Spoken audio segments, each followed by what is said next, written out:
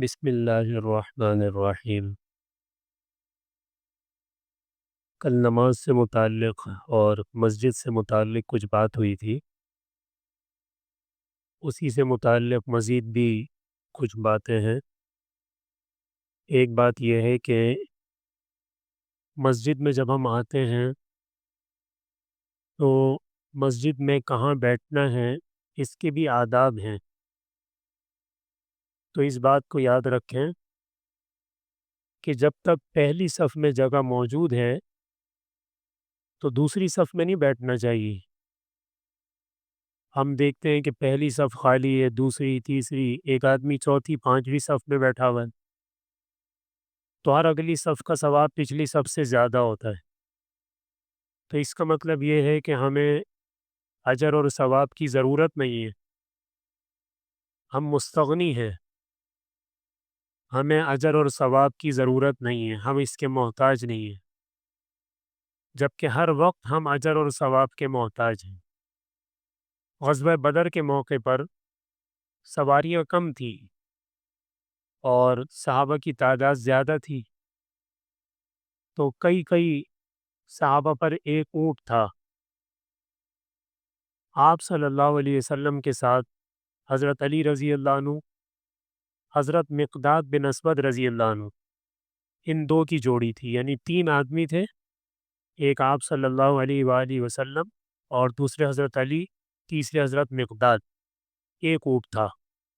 مطلب یہ تھا کہ باری باری اس پر سوار ہوں گے، جو بھی ان حضرات نے اپنا دورانیہ بنایا ہوگا۔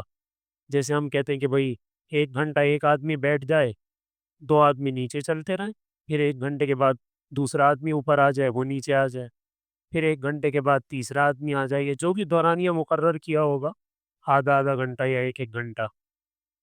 تو ان دونوں حضرات نے آپ صلی اللہ علیہ وآلہ وسلم سے درخواست کی کہ پہلے تو آپ ہی بس تشریف رکھیں۔ ان کے ذہن میں یہ تھا کہ ہم پیدل چلیں گے پورا سفر، اور بدر کا میدان مسجد یہ مدینہ منورہ سے 80 کلومیٹر کے فاصلے پر ہے، تو ان دونوں حضرات کے ذہن میں یہ تھا کہ بس ہم پیدل چلیں گے اور آپ اونٹ پر بیٹھے رہیں گے۔ لیکن جب دورانیہ پورا ہو گیا تو آپ صلی اللہ علیہ وآلہ وسلم نیچے تشریف لے آئے، تو ان دونوں حضرات نے عرض کیا کہ نہیں ہے اللہ کے رسول، بس آپ ہی ہماری طرف سے بھی بیٹھے، ہم پیدل ہی چلیں گے، آپ اوپر ہی بیٹھے رہیں۔ آپ نے فرمایا کہ نہیں، دو باتیں آپ نے فرمائی، تو آپ نے بڑی زبردست بات ہے، 2 جملے ہیں کہ تم دونوں مجھ سے زیادہ طاقتور نہیں ہو۔ تم شاید یہ سمجھ رہے ہو کہ ہم جوان ہیں، ہم طاقتور ہیں، تو اللہ کے رسول صلی اللہ علیہ وسلم تو بزرگ ہیں، بڑی عمر ہے ان کی، تو یہ بیٹھے رہیں، ہم چلیں گے۔ تو آپ نے فرمایا کہ تم دونوں مجھ سے زیادہ طاقتور نہیں ہو، یہ تو دنیا کے معاملے میں فرمایا، اور پھر فرمایا کہ ہو سکتا ہے تم یہ چاہ رہے ہو کہ ہمیں اجر زیادہ چاہیے۔ دونوں باتیں آپ نے فرمائی، تو آپ نے فرمایا کہ اجر کا میں تم سے زیادہ محتاج ہوں۔ دونوں باتوں کا جواب دے دیا۔ دنیاوی اعتبار سے اگر آؤ گے تو اس کا یہ جواب ہے، دین کے اعتبار سے آؤ گے، آخرت کے اعتبار سے، تو اس کا جواب یہ ہے کہ تم مجھ سے زیادہ طاقتور نہیں ہو اور میں اجر کا تم دونوں سے زیادہ محتاج ہوں۔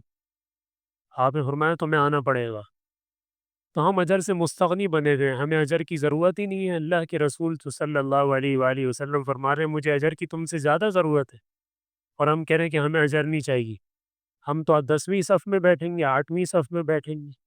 یہ طرز عمل درست نہیں ہے۔ تو جب تک پہلی صف میں جگہ باقی ہو دوسری صف میں نہ بیٹھیں، جب تک دوسری صف میں جگہ موجود ہے تیسری میں نہ بیٹھیں، جب تک تیسری میں جگہ موجود ہے چوتھی میں نہ بیٹھیں۔ مسجد میں داخل ہونے کے آداب ہیں اور مسجد میں بیٹھنے کے بھی آداب ہیں، یہ نہیں کہ جہاں ہمارا جی چاہا ہم بیٹھ گئے، نہیں، اس کا بھی طریقہ سکھلایا ہے، اور یہ فرمایا کہ جو دائیں طرف ہے، یعنی آپ کا سیدھا ہاتھ، ابھی جس طرح آپ بیٹھے ہیں آپ کا سیدھا ہاتھ، دائیں طرف والوں پر آپ صلی اللہ علیہ وسلم نے رحمت کی اللہ تعالیٰ سے دعا مانگی 3 مرتبہ، کہ اللہ جو دائیں طرف والے ہیں ان پر 3 مرتبہ اپنی رحمت نازل فرمائے، اور جو بائیں طرف نماز پڑھ رہے ہیں ان کے لیے 1 مرتبہ۔ تو کوشش یہ کریں کہ دائیں طرف جگہ ملے، پہلی صف میں جگہ ملے، لیکن یہ طرز عمل ختم کریں کہ مسجد میں اگلی صفیں خالی ہیں اور ہم پیچھے جا کے بیٹھے ہوئے ہیں، کوئی ٹیک لگانے کی غرض سے، کوئی کسی غرض سے، کوئی کسی غرض سے۔ تو ہماری سب سے بڑی غرض آخرت ہے، ہماری سب سے بڑی غرض اجر اور ثواب اور اللہ کی رضا ہے۔ اللہ تعالیٰ ہم عمل کی توفیق عطا فرمائے۔